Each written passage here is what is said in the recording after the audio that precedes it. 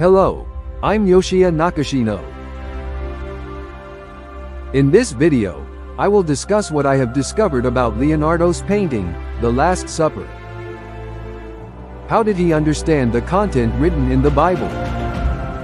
As a biblical scholar, I approach the mysteries of The Last Supper from a unique analysis and perspective. It has been revealed through analysis that he meticulously read the New Testament before painting this picture. You might think, that's already known. What are you talking about now? Firstly, let me start with the conclusion. I made this video because I want many people to know that this painting he created is not depicting the Last Supper.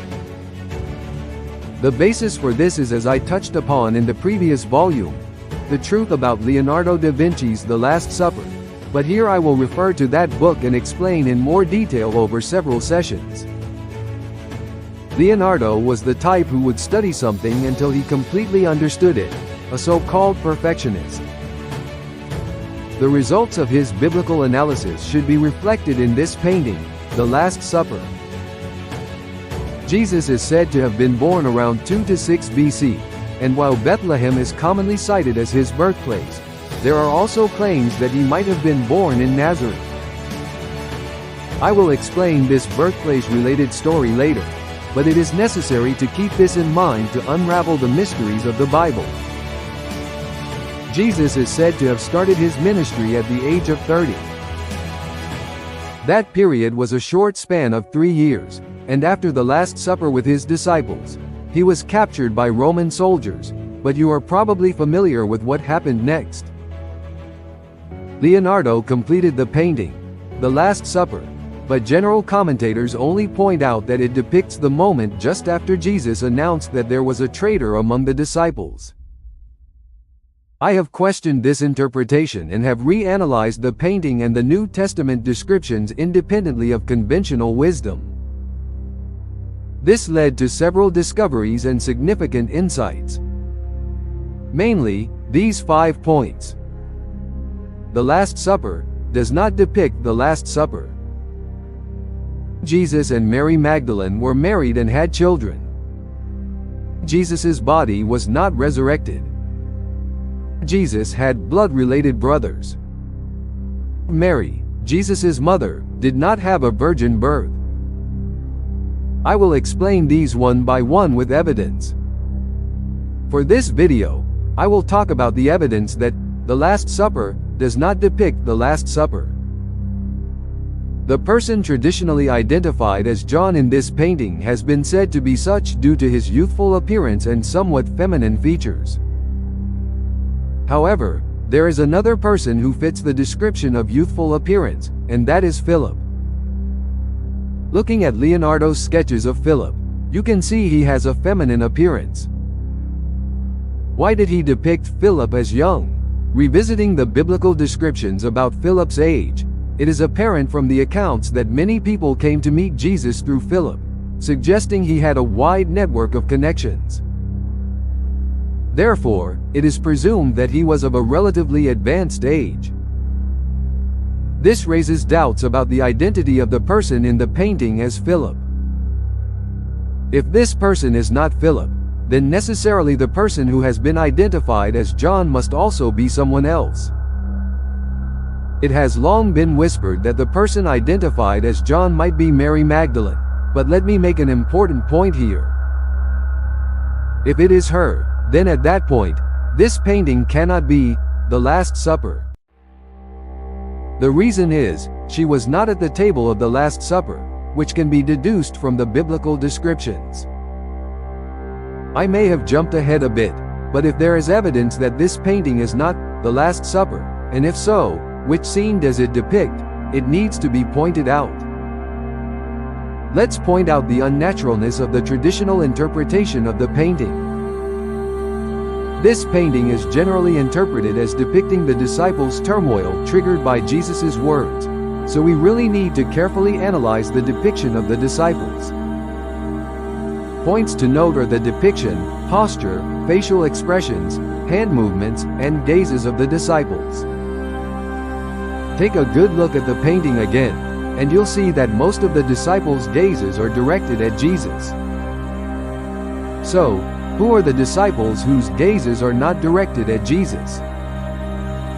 From the left, the second is James the son of Alphaeus hereafter, James the Less. Judas, John next to Jesus, the James the son of Zebedee hereafter, James the Great next to Thomas, Matthew, Jude Thaddeus, and Simon the Zealot. Among these seven, there is one person whose gaze is strange. Can you tell who it is? That person is James the Great. His gaze is not directed at a person but near a large empty plate in front of Jesus. The other 6 disciples are clearly gazing at other people. James the Great's arms are spread to the left and right, which undeniably depicts his surprise at something he saw or heard. If he is surprised by something on the table, can you guess what it is? If this were depicting the Last Supper, what would be the reason for his surprise at the table? There is only one element that applies. It is Jesus' action towards Judas, the betrayer.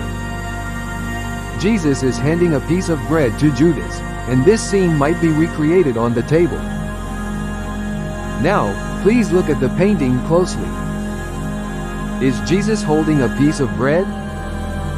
Yes, as you can see, he is not. How about Judas? Yes, as you can see, he is not. However, there is a large bread near Judas's left hand, so perhaps this is a piece of bread? No, it is an intact bread, not torn, and was originally placed there, which is not suitable to explain this situation. This rules out the idea that he dropped the bread in surprise at Jesus' words. Thus, judging from James the Great's field of view, it is not Judas's actions but some action of Jesus himself that he is surprised by. Therefore, the answer must be on the table. The range is narrowed down. What is on the table between Jesus' hands? Jesus' right hand is open, and he seems to be trying to take something. His right hand appears to be reaching for a cup filled with wine. And in front of him, a large empty plate is prominently placed, and his left hand is turned upwards. He must be surprised by one of these.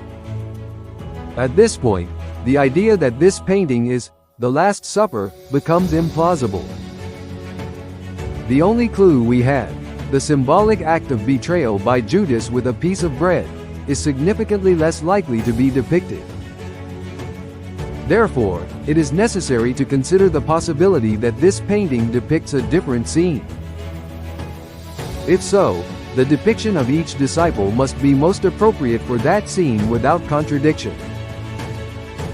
There is only one scene other than the Last Supper. Can you think of what that scene might be? If you don't know, please read the Bible again and look for the relevant section. The candidates are whether it depicts the wedding at Cana or the scene where Jesus appeared to the disciples after his resurrection.